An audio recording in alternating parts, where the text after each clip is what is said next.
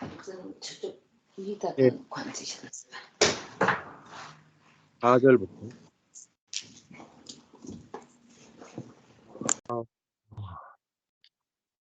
예수 이제 13장부터 뒤에 요한복음이 많이 남았지만은 거기 벌써 이게 6월절의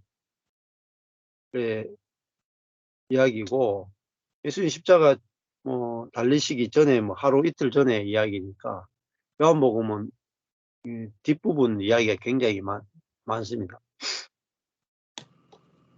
13장 24절에 보면은 시몬 베드로가 나오죠. 예수님이 이제 제자 중 하나가 배반할 거다 이렇게 이야기 하니까 이제 요한이 예수님의 품에 의지하고 누웠는데 베드로가 이제 눈짓을 하죠. 시몬 베드로가 머리짓을 하여 말하되 말씀하신 자가 누구인지 말하라.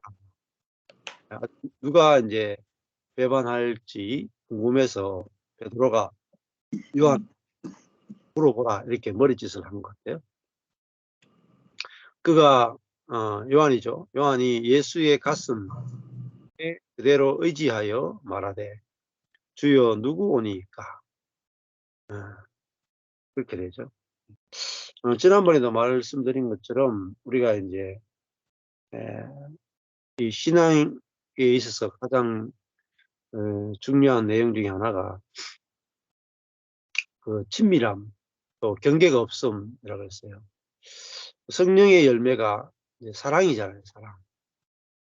사랑이라 하는 것은 아주 다가가기 쉽다, 편하다, 또 높고 낮음이 없다, 이렇게 볼 수가 있겠죠. 예수님 보면은 이렇게 제자들이 예수님 가슴에 안길 정도로 굉장히 그 정제감도 없고 높고 낮음도 없고 굉장히 경계가 없이 다가가기 굉장히 쉬운 분이 바로 예수님이잖아요. 근데 보통 이제 랍비, 또 율법학자, 제사장, 굉장히 그 권위가 있고 그렇지만은 이게 가까이 하기엔 너무 먼 당신이다. 네. 그래서 성경이나 복음을 지식으로 이제 아는 사람 이렇게 보면은 지식은 많은데 다가가기에는 힘든 그런 게 있단 말이에요. 지식은 사람을 이렇게 분류하고 지식의 세계는 높고 낮음을 만들어내죠. 생명 안에서는 높고 낮음이 없잖아요. 지식은 높고 낮음이 있어도 생명은 높고 낮음이 없어요. 그래서 한 사람으로 말미암아 죄가 들어오고 또 한 사람으로 말미암아 의가 들어왔다. 로마서 보면은 아담 안에서 모든 사람이 죽음이 왔고 그리스도 안에서 생명이 왔다. 이 말은 성경은 이제 두 사람 이야기로 모든 것을 푸는 이유가 아담 안에서 모든 사람은 다 동일한 죄인이죠. 그리스도 안에서 모든 사람은 동일한 의인이잖아요. 그 말은 모든 사람이 다 동등하고 차별이 없다 이 말이에요. 그게 복음이니까 그 복음에 맞게 실제가 나타나면은 그리스도 안에서 우리 모두가 높낮이가 없이 동일한 새로운 피조물이고 동일한 의인이고 동일한 성도다. 동일한 형제다. 그게 이제 돼야 진짜 복음의 실제가 있겠죠. 근데 복음이라고 말은 하는데 높낮이가 너무 심해. 그런 경우가 많단 말이에요. 예를 들어 가지고 복음을 아주 깊이 깨달은 사람이 있다 칩시다. 예를 들어 워치만 리가 있다 칩시다. 그 워치만 리하고 평범한 형제하고 워치만 리를 딱 두면은 높낮이가 이렇게 되죠. 워치만 일을 대할 때는 막 형제님 무릎을 꿇고 막 환호를 하고 이렇게 하고, 여기 뭐 아주 평범한 형제를 만날 때는 내 발밑에 있어라 이렇게 한다면 이거는 복음이라고 할 수가 없죠. 그 복음은 우리의 자아는 다 죽고 우리 안에 그리스도가 사는 거잖아요. 그러니까 우리가 죽었다는 말은 우리가 나타나는 게 아니라 그리스도가 나타나는 거니까 우리의 어떠함은 감추어지고 주님의 어떠함이 나타나는 거잖아요. 그래서 모든 사람이 다 그리스도를 표현하는 존재가 됐으니까 다 동일하다 이런 뜻입니다. 자, 근데 사람이 이제 마지막까지 이제 사단이 마지막까지 속이는 게 뭐냐? 누가 높으냐? 누가 낮으냐? 이 문제.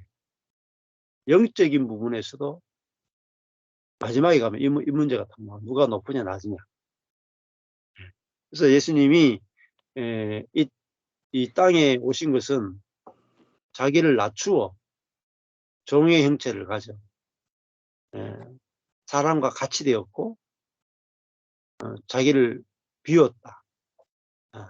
십자가는 뭐냐면은 가장 낮은 곳이 십자가죠. 가장 낮은 곳이. 그래서 십자가가 어떤 죄의 용서만 의미하는 것으로 보시면 안 된다. 십자가는 우주에서 어떻게 보면 가장 낮은 곳이 십자가예요. 그래서 우리가 예수의 생명으로 살게 되면 그 빌립보서나 이렇게 보면은 빌립보서가 되게 중요하단 말이에요. 바울이 빌립보 교회에서 이야기하면서 유오디아와 순두개가 서로 분열하고 다투고 싸우는 문제가 있었기 때문에 바울이 예수님의 본을 이야기하면서 예수 그리스도의 마음을 가져라. 예수 그리스도의 마음이 뭐냐? 자기를 비우고 자기를 낮추어 죽기까지 복종한 마음이다. 그러니까 예수의 생명은 자기를 비우고 자기를 낮추어 죽기까지 복종하는 그 마음이 예수 그리스도의 마음이고 그것이 예수 그리스도의 생명이다. 부활의 생명이다. 그래서 이 부분이 안 되면 도로 세상이 됩니다. 아무리 뭐 천하의 복음을 가지고 있어도 어마어마한 복음을 가지고 있어도 성경의 계시를 막 다 해방했다 해도 높고 낮음이 있으면 세상입니다. 다시. 그래서 그러면 교통이 안 돼요. 교통이. 그러니까 교통이란 뭐겠어요? 주고받는 거잖아요. 주고받는 거. 일방적으로 주는 것은 교통이 아니죠. 일방적으로 주는 건 교통이 아니에요. 그러니까 이 시간도 사실 제가 이렇게 여러분에게 이렇게 말씀을 나누지만은 마치고 나면 꼭 여러분이 느낀 걸 같이 이야기하고 듣잖아요. 말하고 듣고 이게 교통이잖아요. 네. 이 시간들이 그 뒷시간도 굉장히 중요한 시간입니다. 여러분이 말하면 제가 듣잖아요. 제가 말하면 여러분이 듣잖아요. 이게 교통이잖아요. 근데 한쪽에서만 계속 이야기하고 여러분 제가 이제 선생이 돼가지고 제가 막 가르치고 여러분 한마디도 하지 마십시오. 여러분 듣기만 하십시오. 이렇게 되면은 이제 이렇게 되잖아요. 이렇게 관계가 좋은 게 아니죠. 그래서 잘 말을 이렇게 우리가 생명 안에서 복음 안에서 이제 내가 죽고 예수가 사는 삶을 산다는 것은 말을 많이 하는 것보다 사실은 듣는 게 더 중요해요. 네. 그렇잖아요. 자기를 낮추어 종의 형체를 가졌다 하는 게 뭐겠어요? 종이 뭐예요? 종이 말 많이 하는 게 종이 아니잖아요. 그죠? 종은 잘 듣는 게 듣는다라는 말하고 순종한다라는 말은 언어로 보면 같아요. 듣는 거하고 순종하는 거하고 같아요. 우리가 하나님의 위치에 있다가 피조물의 위치로 회복되는 게 구원이잖아요. 내가 하나님처럼 높아졌다가 내가 하나님이 원래 만드신 피조물의 위치에 와서 하나님을 창조주로 내가 피조물로 이렇게 관계가 위치가 정확하게 만들어지는 게 구원이다. 그게 회복이다. 그러면 위치가 안 바뀐 사람은 아직까지 구원이 완전하게 회복됐다고 볼 수가 없죠. 그래서 옛사람은 하나님의 위치에 있는 사람이고 새사람은 사람의 위치에 있는 사람. 그러니까 그게 뭐예요? 그것도 다른 말로 하면은 자기가 지혜로운 자인지 알았는데 내가 미련한 자입니다. 이걸 알게 된 거잖아요. 내가 미련하니까 내가 말을 많이 하기보다 듣게 되죠. 나의 지혜를 의지하지 않으니까 듣게 되잖아요. 그래서 우리가 복음을 알게 되면 잘 듣는 자가 됩니다. 상대방 이야기를 잘 이렇게 듣고 위치가 낮아집니다. 또 우리 속에 이타적인 마음이 있으니까, 이타적인 생명이 있으니까, 이타적인 것은 상대방을 높이는 거잖아요. 상대방을 높이고 나를 낮출 수 있는 게 이타적인. 예, 그래서 말을 많이 하는 것보다 잘 듣는 게 더 중요합니다. 예, 그래서 잘 들으면은 우리 속에서 이제 하나님이 무슨 말을 할지를 이렇게 말씀을 주시고 감동을 주시죠. 그래서 저도 어떤 모임 가면은 사람들 이야기를 많이 좀 듣게 되거든요. 그 사람 이야기를 다 들어봐야 그 사람에게 필요한 게 뭔지를 아는 거잖아요. 그러니까 의사가 어때요? 의사. 예수님은 나는 이제 의사로 왔다 할 때 의사가 어떻게 보면 제일 중요한 게 문진이잖아요. 제일 지금 환자가 왔을 때 환자가 자기의 상태에 대해서 설명을 쭉 하게 하잖아요. 의사가 물어보잖아요. 왜 왔었습니까? 어디가 아픕니까? 증상이 어떻습니까? 잘 물어보고 이제 환자가 이야기하는 것을 들었고 나서 거기에 대해서 이제 처방을 주는 거잖아요. 그러니까 이 환자가 왔는데 듣도 보지 못하고 당신은 뇌출혈입니다. 이렇게 이야기한다거나 당신은 당뇨입니다. 이렇게 이야기하면 그 의사도 미친 사람이잖아요. 이제 환자의 상태를 잘 들어야 거기에 맞게 이제 답을 할 수 있게 되는 거죠. 그래서 무슨 말을 해야 될지 모르겠으면 잘 들어보세요. 들어주기만 해도 90점이다. 그죠? 듣다 보면은 하나님 마음을 주시죠. 근데 이 거듭나지 않은 생명은 내가 이제 말하기 바쁘죠. 예, 듣는 귀가 이제 없죠.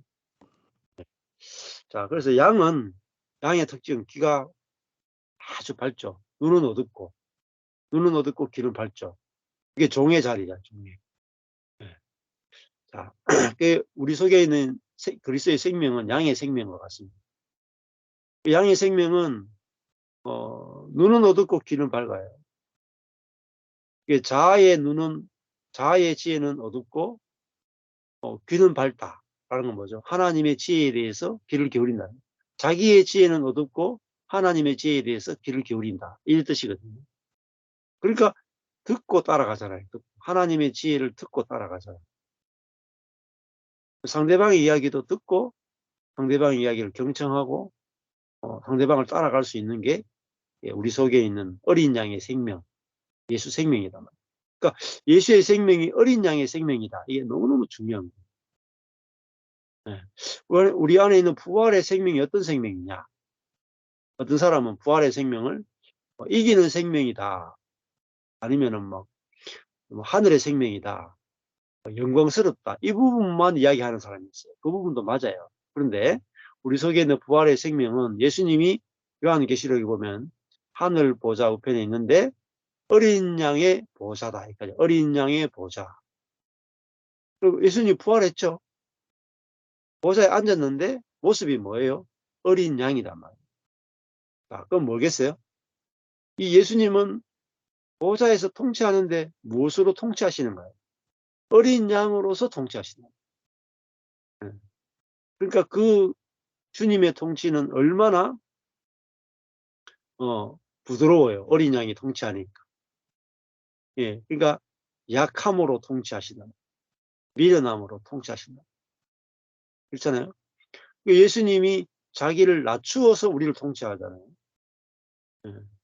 하나님과 동등됨을 취할 것을 여기지 아니하시고 자기를 비워 종의 형체를 가짐으로 우리를 다스리고, 예.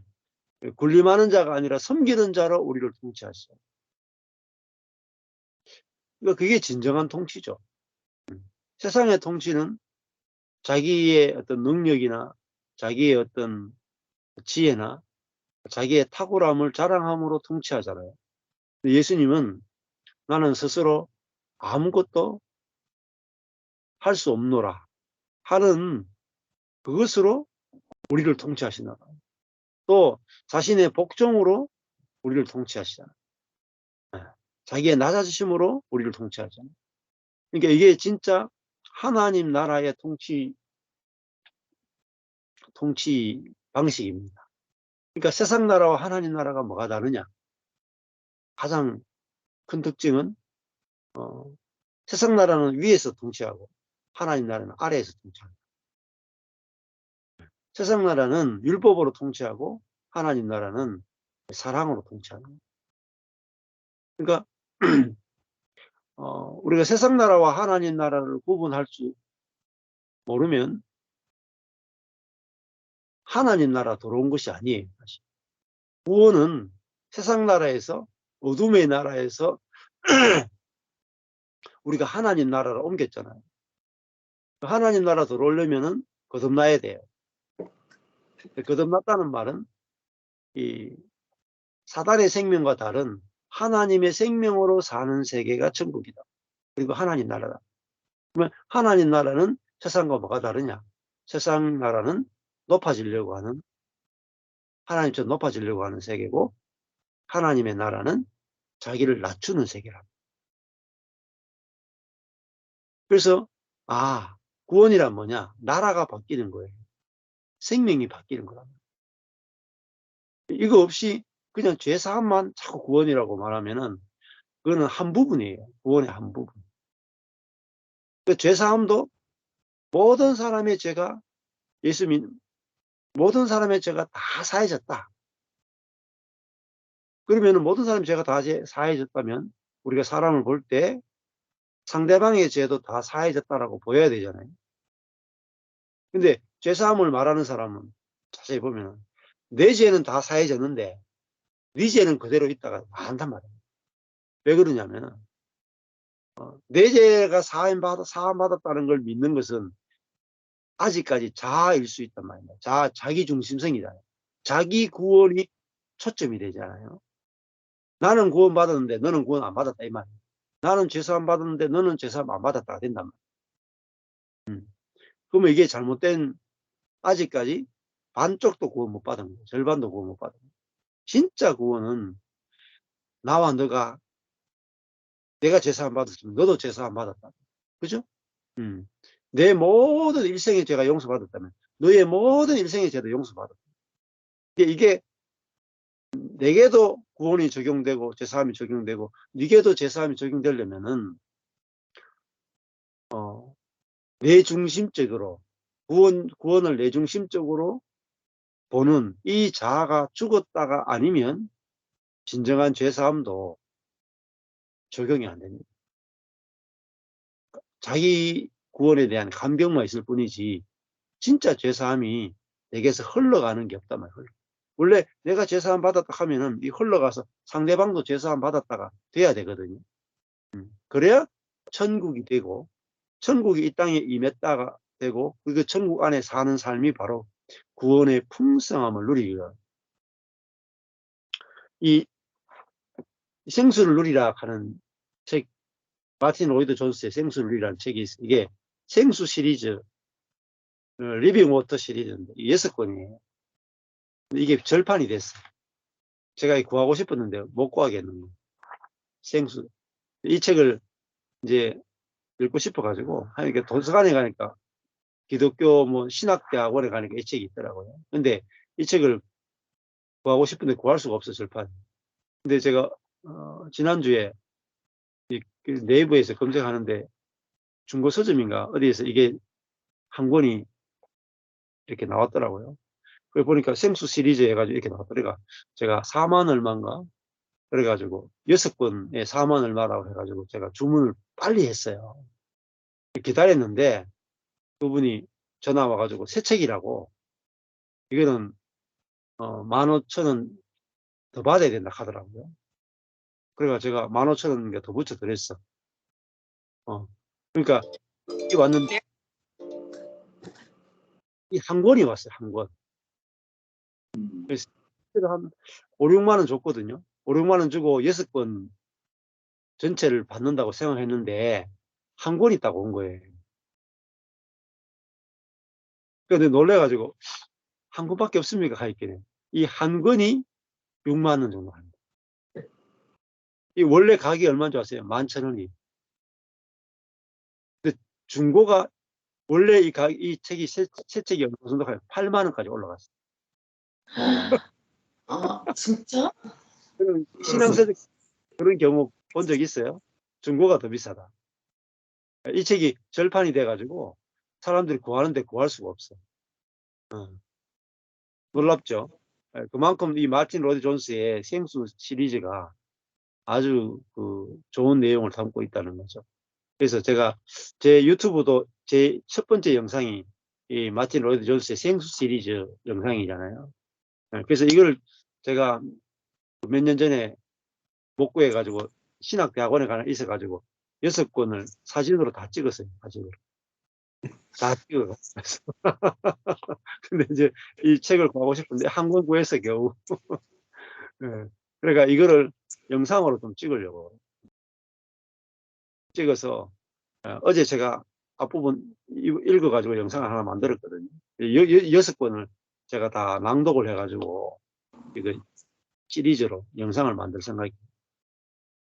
근데 이게 이제 저작권이나 이런 거 있을 수 있어가지고 제가 1000명이 구독자가 되면은 그 정식 회원들에게만 오픈하는 걸로 하려고요.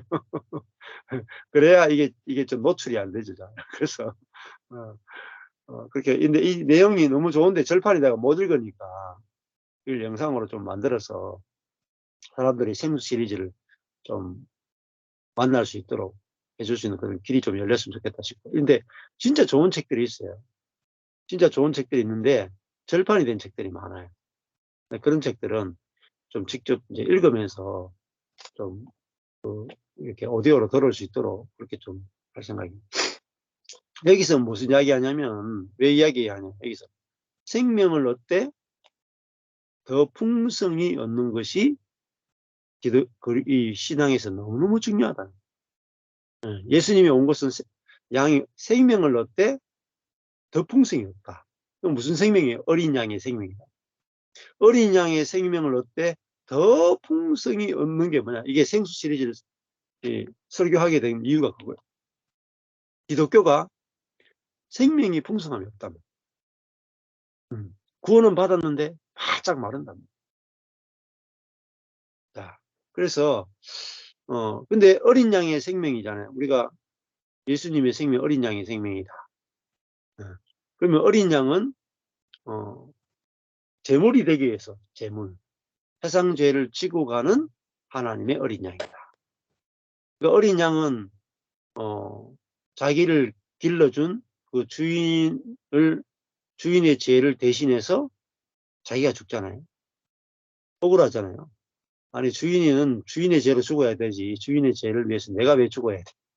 그렇죠? 예수님의 세상 죄를 지고 간 어린 양이다. 그러면 우리에게 생명을 주잖아요. 영원한 생명을 주잖아요. 근데 영원한 생명이 뭐냐? 어린 양의 생명. 우리 영생을 받았다 하는 거죠. 어린 양의 생명을 받았다. 어린 양의 생명이 뭐죠? 이타적 생명. 자기가 죽어서 자기가 죄인 되고 주인의 죄가 없어지는 거죠. 그죠? 자기가 죄를 다 뒤집어 쓰는 거잖아요. 그게 하나님의 생명이다. 그러니까 하나님이 모든 인간의 죄를 다 뒤집어 쓰는 거. 그게 하나님의 사랑이죠. 그게 하나님의 생명인데 하나님의 생명을 가장 잘 표현하는 것이 어린 양의 생명입니다. 그리고 하나님이 십자가에서 밀어내지셨죠. 하나님이 십자가에서 약해지셨죠. 이거를 십자가의 신학이라고 해요. 하나님이 밀어내지셨고 하나님이 약해지셨고 하나님이 자기를 낮추셨고 하나님이 자기가 죄를 다 뒤집으셨다. 이거를 십자가의 신학, 이게 루트가 말하는 거예요. 우리의 신학은 십자가의 신학이다. 이게 루트가 말한 의미에서 십자가 신학. 자, 그럼 워치만니가 말한 의미에서 십자가 신학은 달라요.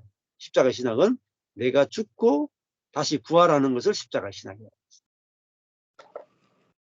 또 뭐 예를 들면 대구에서도 또 유명한 사람 많이 나와요.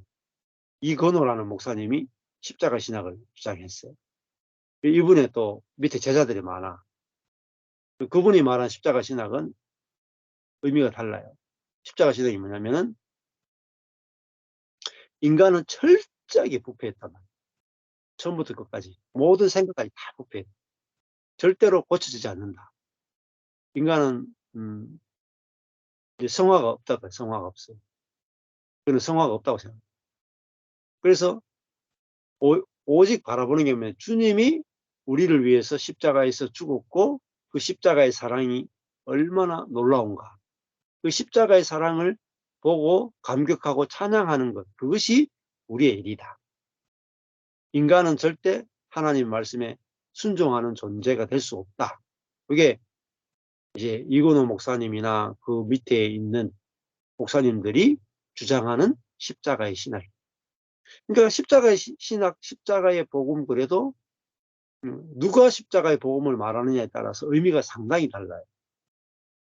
그래서 다 들어봐야 돼요. 들어보고 가야 되는데, 근데 이런 이 복음이 있잖아요. 만약에 이제 아까 전에 루터가 말한 십자가의 신학, 하나님의 낮아지심, 하나님의 밀어내지심, 하나님의 어리석어지심, 죄를 뒤집어 쓰심, 뭐 이런 십자가의 신학을 말하거나, 또 아까 전에 인간은 절대적으로 부패한 존재로서 십자가에 나타난 하나님의 사랑에 감격하고 그걸 믿는 것이 십자가의 신학이다 말하는 게 있고, 또 죽어서 사람이 그리스도와 함께 죽고 그리스도와 함께 부활한 것이라고 말하는 십자가의 신학이다. 자, 이런 이제 복음을 세 가지 종류의 십자가의 신학을 들었어요. 어느 게 맞을까요? 그걸 누가 이게 맞다 저게 맞다 누가 선택할 수 있을까요? 우리가 선택하는 게 아니죠. 우리는 모릅니다 하고 있으면 주님이 알려주시는 거죠. 주님이.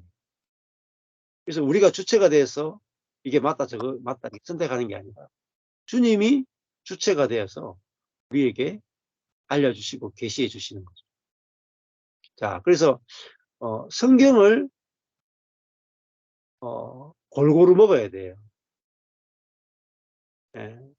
신약에 왜 27권이 있겠어요? 구약에 왜 39권이 있겠어요? 신약을 27권이나 쓴 이유는 복음에는 다양한 면이 있기 때문에 그래요. 그래서 성경을 한 권 한 권을 다 보셔야 돼요. 마태, 마가, 누가, 요한, 복음서도요. 4가지 색깔이 있단 말이에요.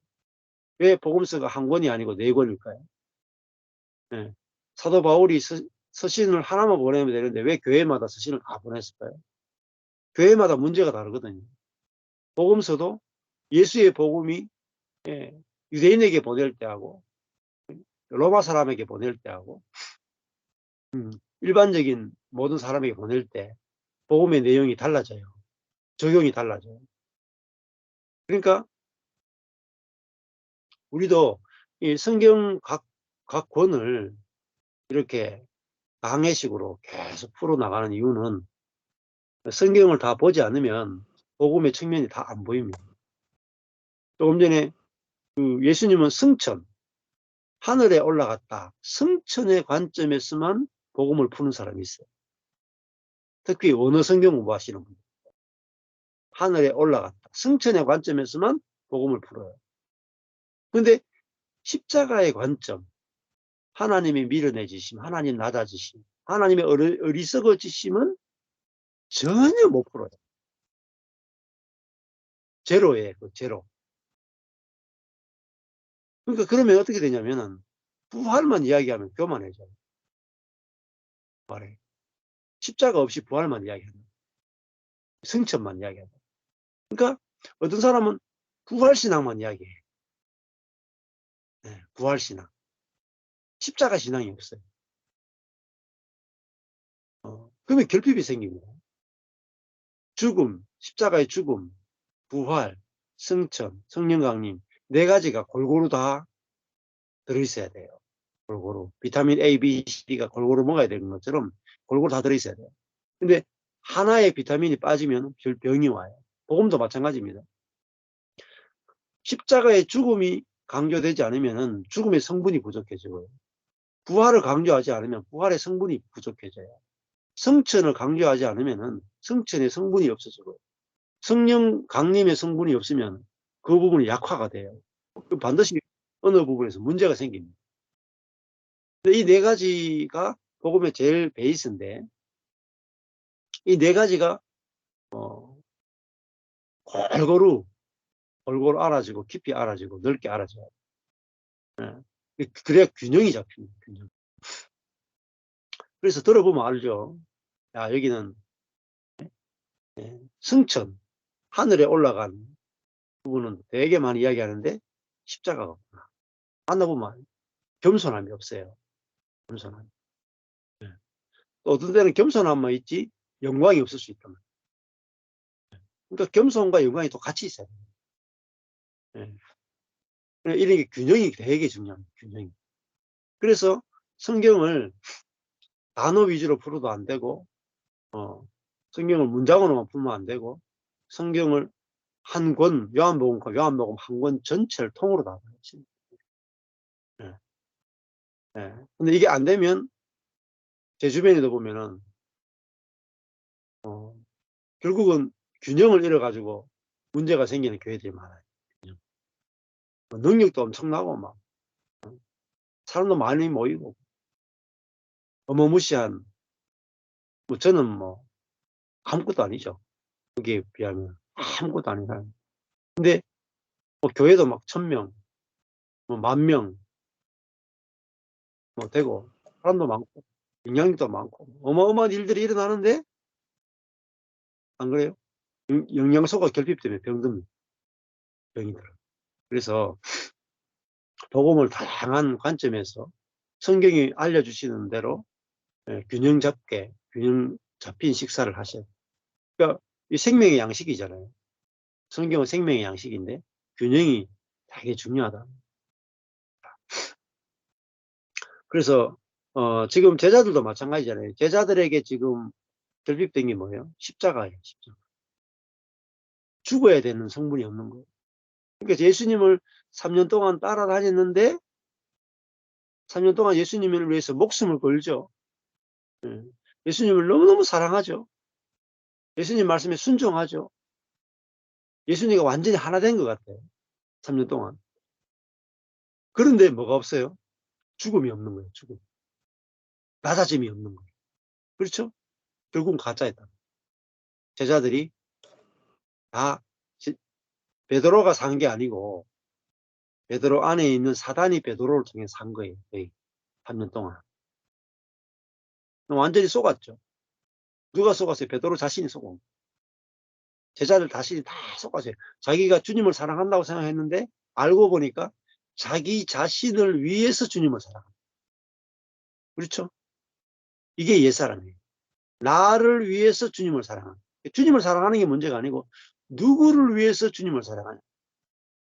주님을 위해서 주님을 사랑하는 것과 나 자신을 위해서 주님을 사랑하는 것은 180도 다른 이야기예요. 근데 제자들이 다 속았다. 자기에게 속은 거예요. 자기가 주님을 정말로 사랑한다고 생각했는데 알고 보니까 자기를 위해서 주님을 정말로 사랑하고, 그게 이제 십자가 가서 드러나는 거죠.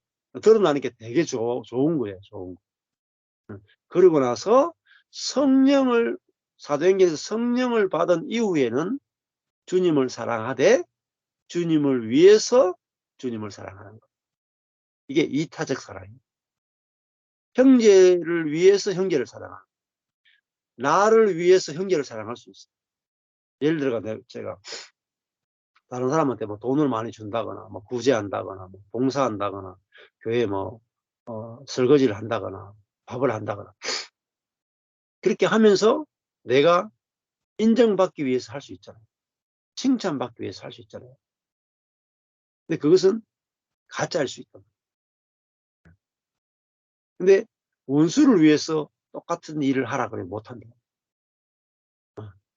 그냥 보통 사람들을 위해서는 봉사도 하고 구제도 할 수 있는데 원수를 위해서 하라 하면은, 못한다면은 그거는 다 자아에 속한 것이 되죠. 주님께 속한 것이 아닐 수 있다. 자,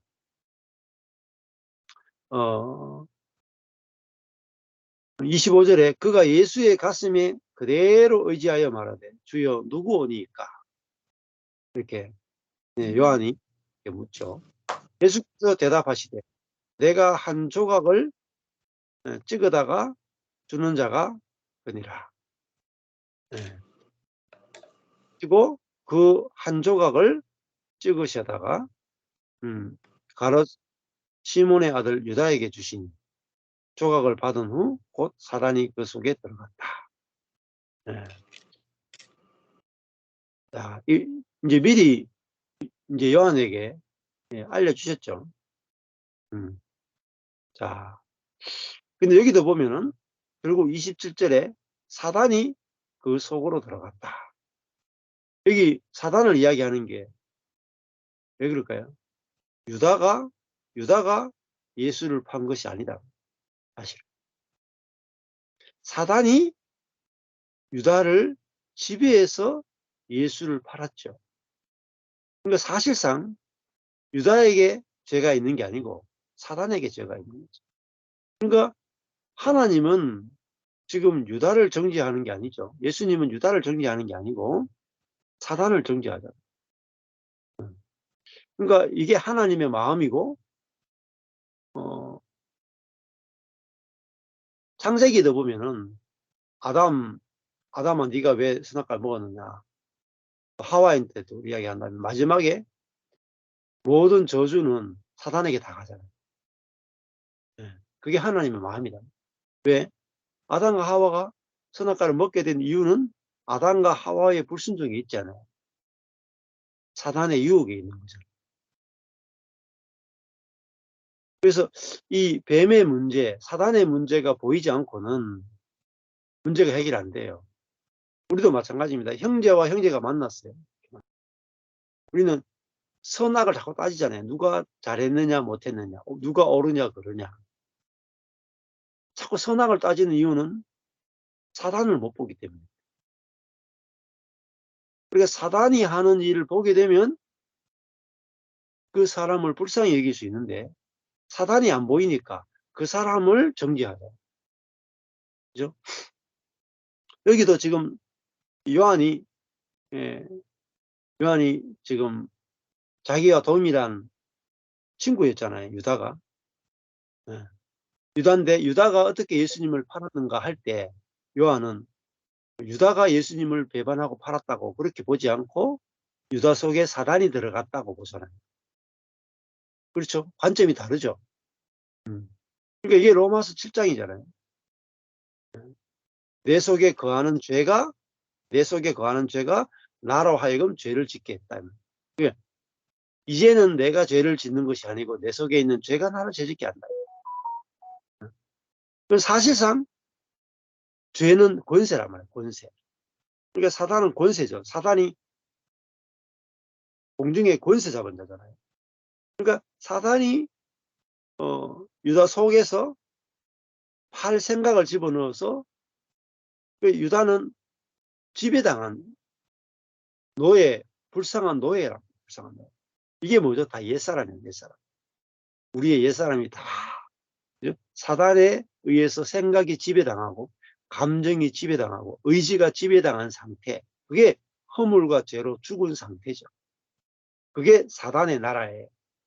근데 거기서 사단의 지배에서 해방시키고 자유케 하는 거. 그게 자유예요. 그리스도인의 자유예요. 그러니까 죄 용서만이 자유가 아니고 실제적인 사단의 지배에서 벗어나는 것이 자유예요. 자유. 거기까지 가야 정말로 자유한 거예요. 그러니까 우리 속에 있는 사단의 지배, 사단은 뭐로 지배해요? 정욕으로 지배한다. 그 정욕으로부터도 해방이 돼야 우리가 정욕으로부터 해방이 되기 위해서 제일 중요한 건 뭐냐면 성령의 내주예요. 그러니까 죄사함은 어떻게 보면 성령이 필요 없어요. 예수님까지 필요해요. 예수의 십자가로 말미암아 우리가 죄사함 받는 것은 예수의 십자가로만 가능할 수 있단 말이에요. 그런데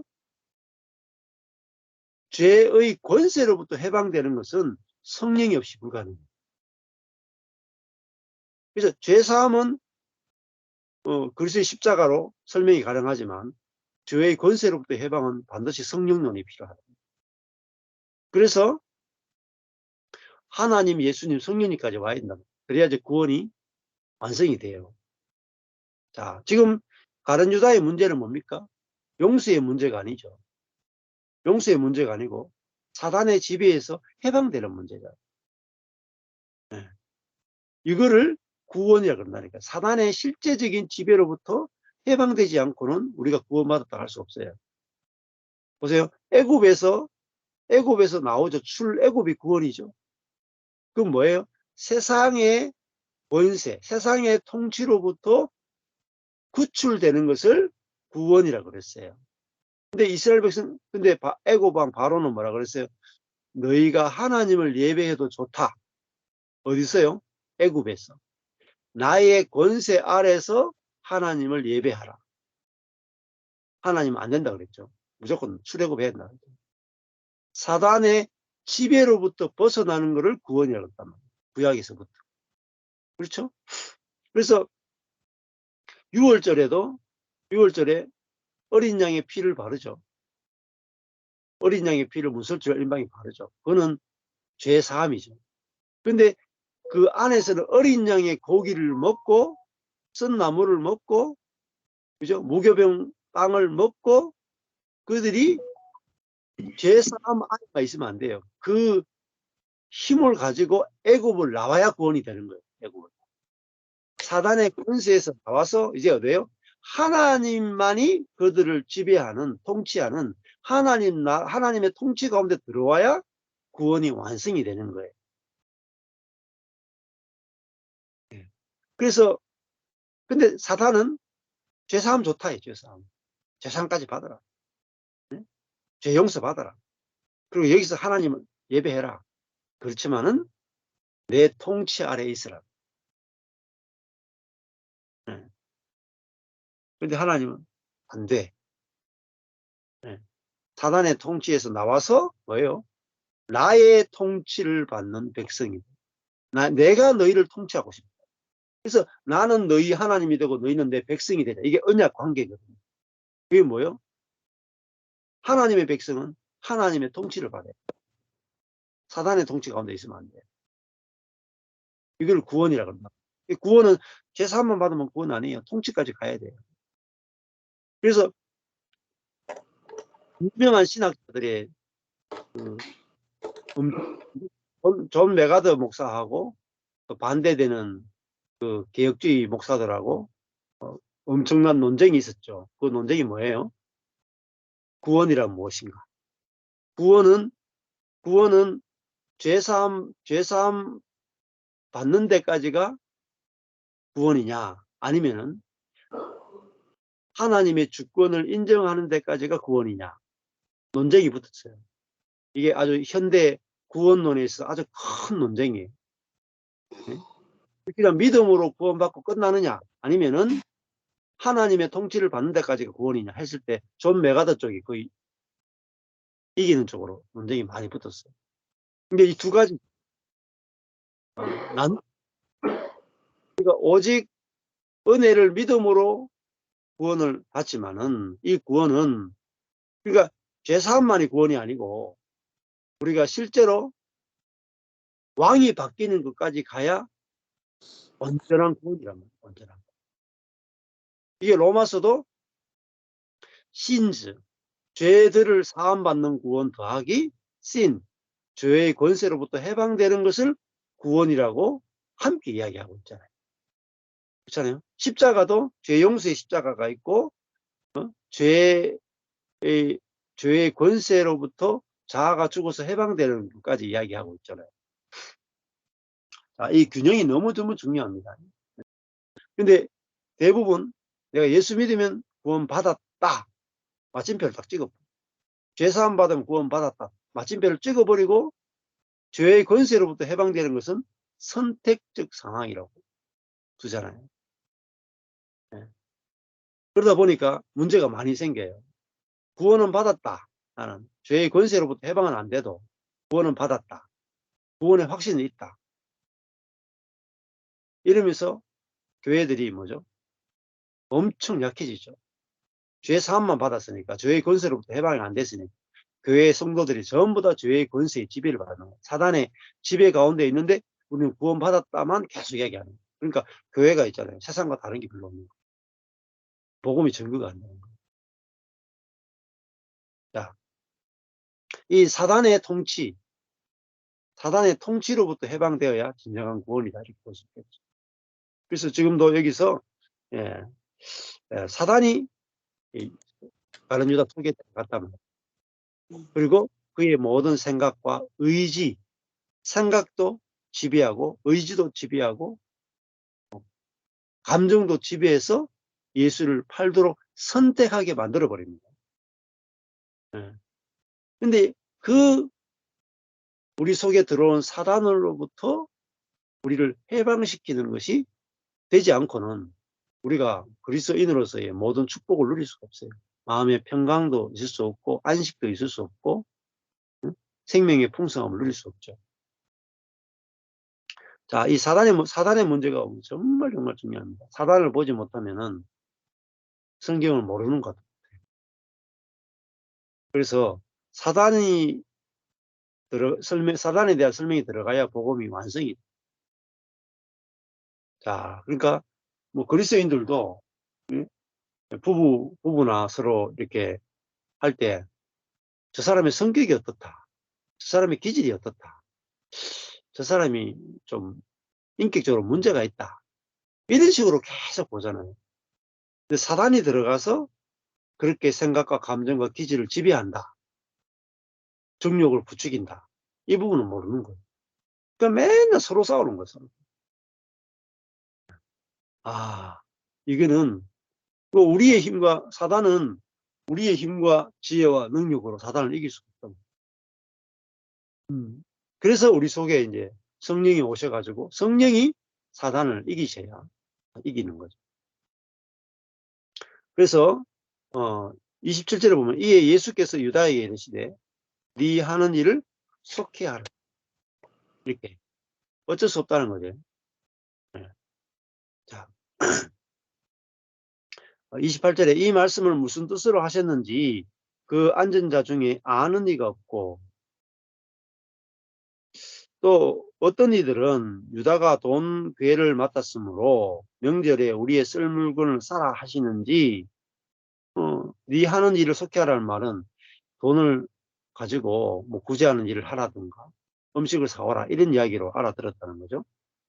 또 혹은 가난한 자들에게 무엇을 주라 하시는 줄로 생각할 뿐이었다.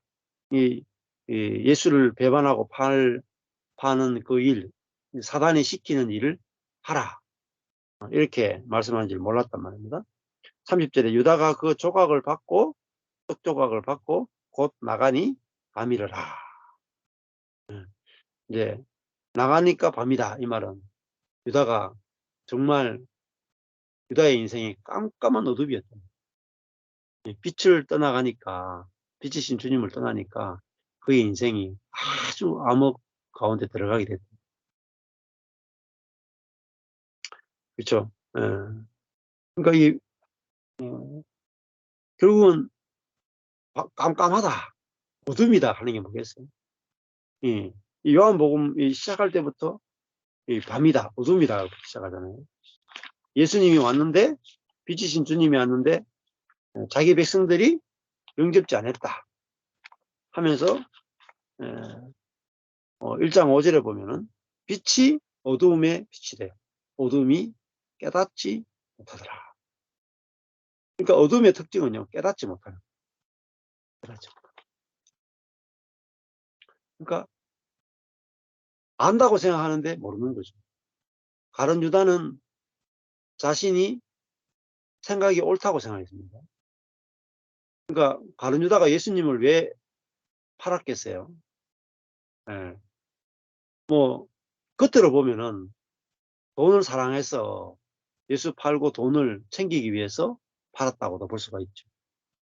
그거는 이제 정욕에 넘어진 거죠. 사단이 정욕을 부추겨서 넘었어요. 또 다른 쪽으로 보면은 유다가 이 사람이 26절에 가룟 시몬의 아들 유다 이렇게 말하잖아요.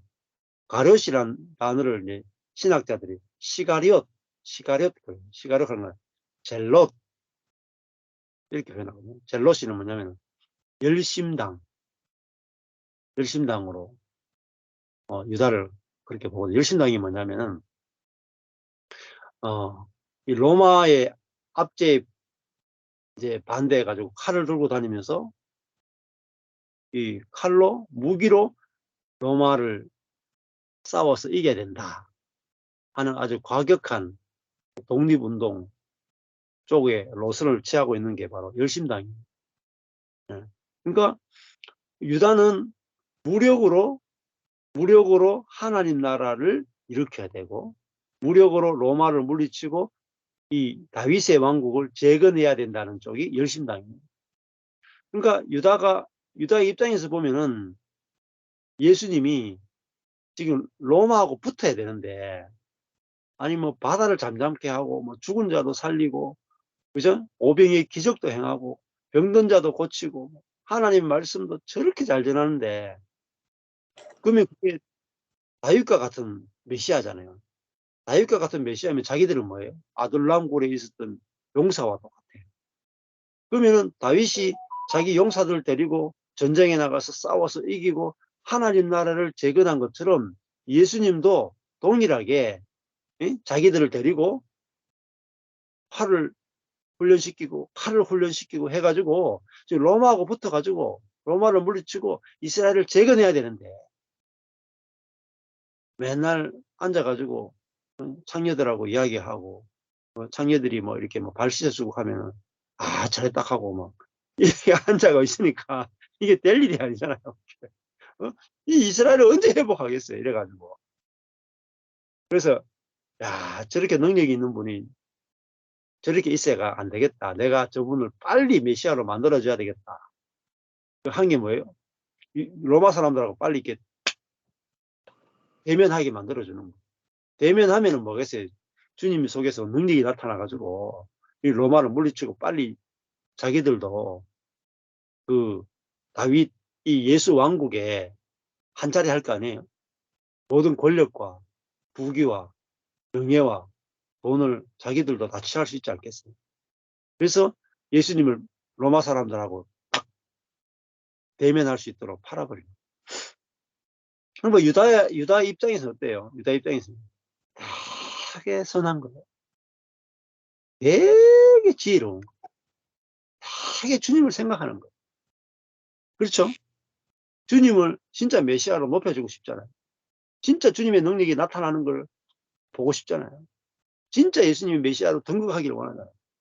자기가 생각해도 자기 생각이 너무 선해. 자기가 생각해도 자기 생각이 너무 옳아. 그게 속은 거예요. 그게 어둠이에요.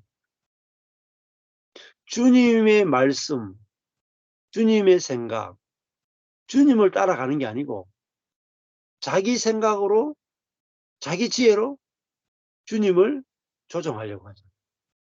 자기가 주님보다 더 옳은 거예요. 자기 때가 주님 때보다 더 좋은 때고, 자기 방법이 주님의 방법보다 더 옳고, 그러니까 주님 머리 꼭대기가 있는 거죠. 자기 지혜로 주님을 섬기겠다는 거예요. 우리 자기 지혜가 죽고 주님을 따라가야 되는데, 자기의 지혜와 자기 방법으로 사역을 하고 자기 어떤 것으로 하겠다는 거예요. 결국은 그 인간의 꾀, 인간의 방법, 인간의 생각이 뭐죠? 사단이 들어가서 하는 거예요. 그게 어둠이다, 밤이다, 영적인 아주 캄캄한 밤이죠. 네. 그래서 사단이 어떤 일을 하는가를 모르고 우리가 죄를 지었는데, 내가 죄를 지었는데, 내가 이런 죄를 지은 아주 그런 십자가에 죽고 지옥에 가야 되는 죄인인데, 내가 죄를 지었는데 주님이 내 죄를 사해 주었다. 여기까지는 보시면 안 된다. 사단이 모든 죄를 짓게 했다면, 심지어 사단이 우리에게 선까지 행하게 했다면, 이 사단에서 해방되는 것, 사단의 지배에서 해방되는 것까지 가야 우리가 완전한 구원을 경험하고 누릴 수 있다 하는 거죠. 이게 구원론 자체가 넓어지고 깊어지는 것들이 굉장히 중요하다, 이렇게 말씀드릴 수 있습니다. 네, 그럼 오늘은 여기까지 하시면 되겠습니다. 호텔에 앉아 계신 분들한테요. 주무시겠다 해야 돼.